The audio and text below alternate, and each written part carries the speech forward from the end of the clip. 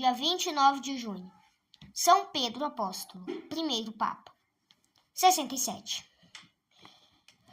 Quem é que não conhece a vida de São Pedro, daquele pescador da Galileia, escolhido por Nosso Senhor para ser o primeiro dos apóstolos?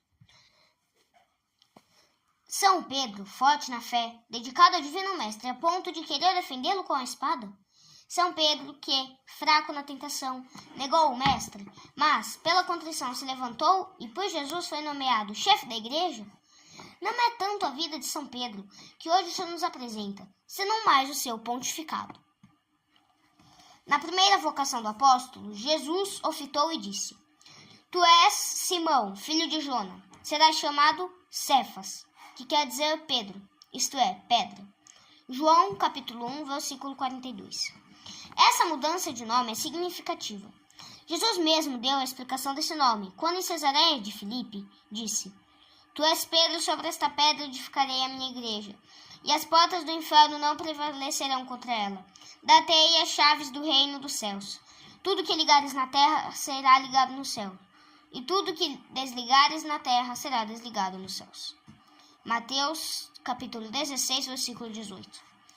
Nestas palavras, Jesus anuncia, entre outras coisas, que Pedro é a rocha inabalável que serve de fundamento à igreja.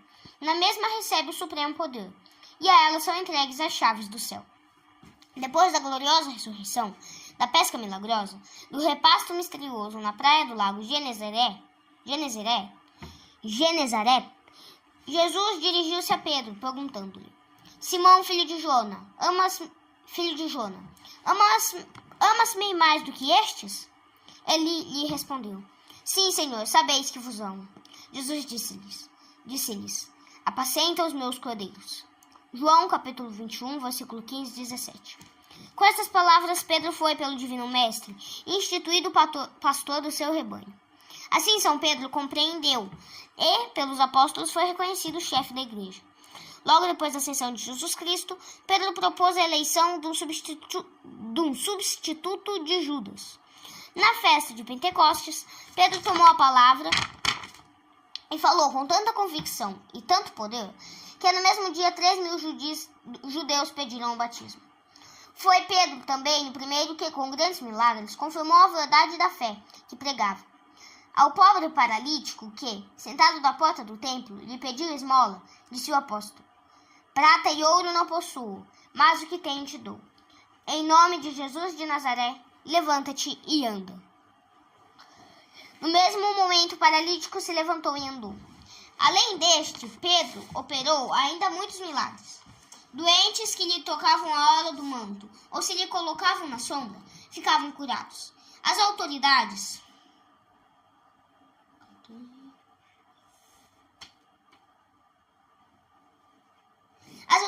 do templo quiseram proibir a Pedro a pregação da nova doutrina. Este, porém, respondeu: É preciso obedecer a Deus de preferência aos homens. Assim, Pedro pregou o evangelho com toda franqueza, não temendo cárcere e açoites. Foi também o primeiro dos apóstolos que pregou aos gentios, como prova a conversão de Cornélio. É difícil resumir em poucas palavras o que o grande apóstolo fez pela propagação da Santa Fé. Atravessou toda a Palestina, pregou e fez milagres estupendos, onde quer que chegasse. Curou instantaneamente a Enéas da paralisia de que sofria havia 8 anos. Chamou à vida a Tabita, ordenou sacerdotes e sagrou bispos. Fixou residência em Antioquia, onde permaneceu durante 7 anos. Preso por ordem de Herodes em Jerusalém, foi por um anjo libertado da prisão. Depois disso, se dirigiu a Roma, a sede da idolatria. De lá mandou missionários para a França, Espanha, Sicília e Alemanha. 9 anos depois, sendo expulso de Roma, voltou a Jerusalém, onde pouco tempo ficou para procurar outra vez a capital do império. Em Roma vivia um grande feiticeiro chamado Simão, que fazia guerra à igreja de Cristo. Tendo muito prestígio entre os romanos e sendo protegido de Nero, marcou um dia em que, para comprovar a verdade de sua doutrina, na presença de todo o povo ia levar-se ao céu. Chegou o dia determinado, Simão de fato subiu aos ares. Pedro fez o exorcismo e ordenou aos maus espíritos que se afastassem, e Simão caiu de uma altura considerável, fraturando as pernas. Este fato abriu os olhos de muitos, que em seguida vieram pedir o sacramento do batismo. Mas serviu este fato também para que se desencadeasse uma furiosa tempestade contra a jovem igreja. O imperador Nero atiçava as paixões contra os cristãos. Pedro conservava-se algum tempo escondido da sanha do tirano e projetara a fuga de Roma. Saindo da cidade, assim conta a lenda, teve uma visão. Viu diante de si o divino mestre. Senhor, para onde ide? Perguntou-lhe o apóstolo. A Roma, para ser crucificado outra vez.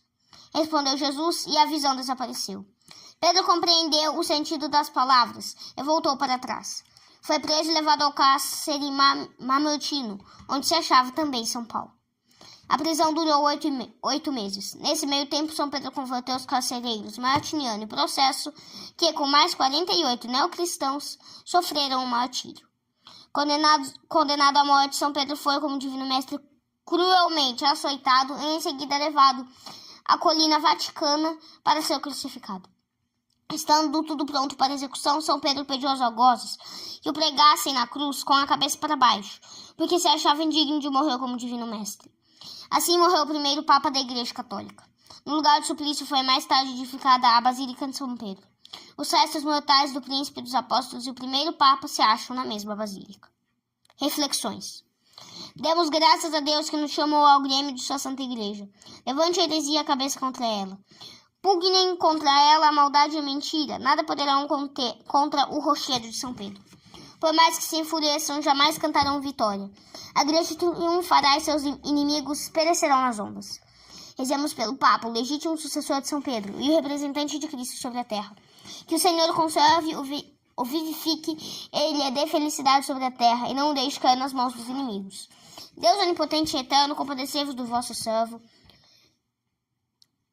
e conduziu em vossa bondade pelo caminho da salvação, para que com a vossa graça deseje que vos agrade e trabalhe com todas as forças para cumprir a vossa vontade.